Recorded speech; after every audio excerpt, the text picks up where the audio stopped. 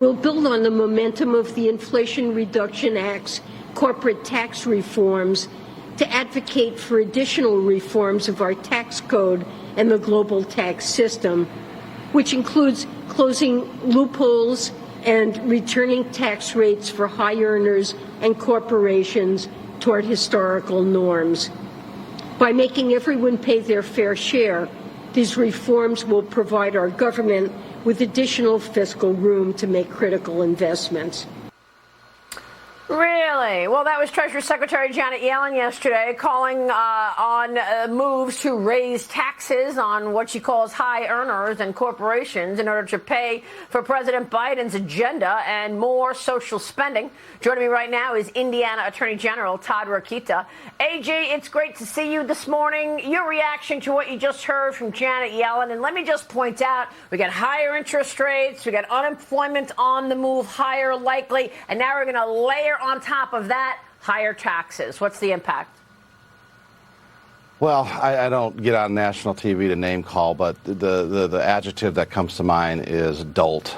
I mean, it's ridiculous to think that, and it's illogical in the sense that no matter how much you tax, not just people that they think aren't paying their fair share, but all of us, you're not going to be able to pay for the spending that's going on. The majority of the spending that's going on is being paid for by debt we're issuing that are going to be paid by our kids and grandkids.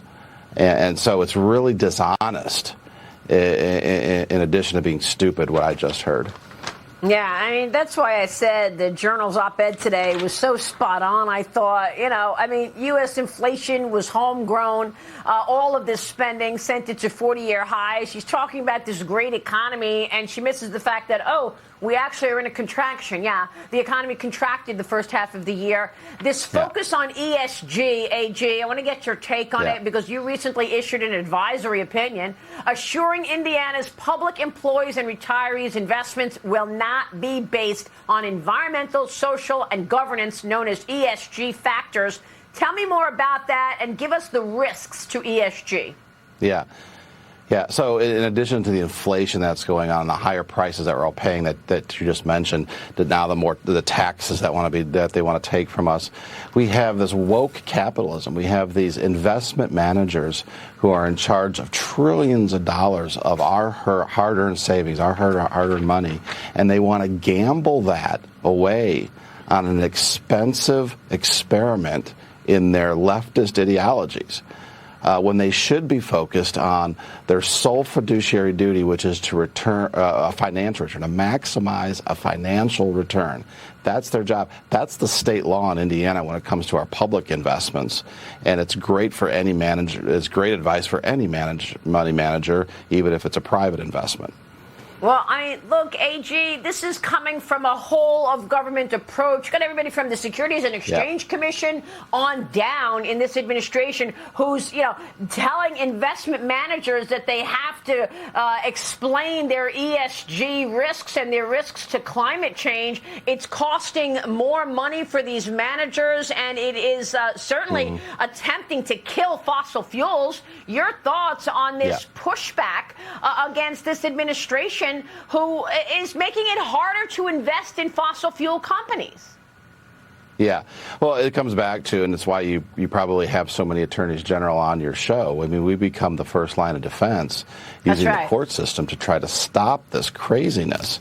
I don't deny the fact that BlackRock and other executives are going to maybe get rich off this, or that there might be a short-term bump in the value of a company's stock because of this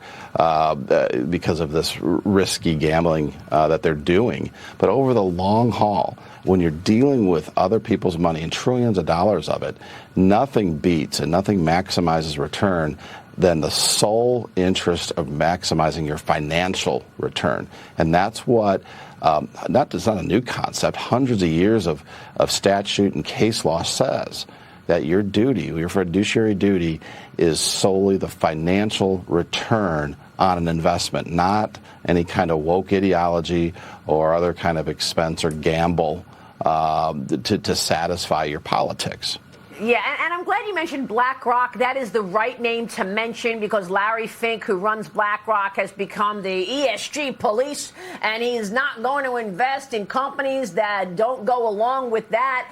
What about the hypocrisy of the fact that he's all in on China and the Chinese Communist Party, investing in these Chinese companies that do not even adhere to U.S. standards in terms of our auditing rules, and yet fossil fuel companies, no good. Chinese Communist companies, good. These are the companies that ultimately will turn around and try to attack America potentially because the CCP wants China to be the #1 superpower, overtaking the United States. Yeah. So, Maria, there's two ways to look at this. One is, hey, these liberals, these ultra-liberals are so rich that they can afford these ideas. We can't, but they can. So they think they know what's best, so they put all that on us. And the other way to look at it, also true, is that they're so loaded that they think they can take down this country, and they know better doing that. And so they saddle up and appease dictators like the CCP and other places. And they try to literally take this country down. It's bad news. The good news is that we, the people, are more in number, and our money together is more than theirs. And as long as we can control how it's being invested and how we vote, we can win. Yeah, and this is the reason you and so many other AGs have been suing this administration for a whole host of reasons. AG, you said it. You're the first line of defense, and we appreciate your leadership. Thanks very much for being here this morning. Thank you.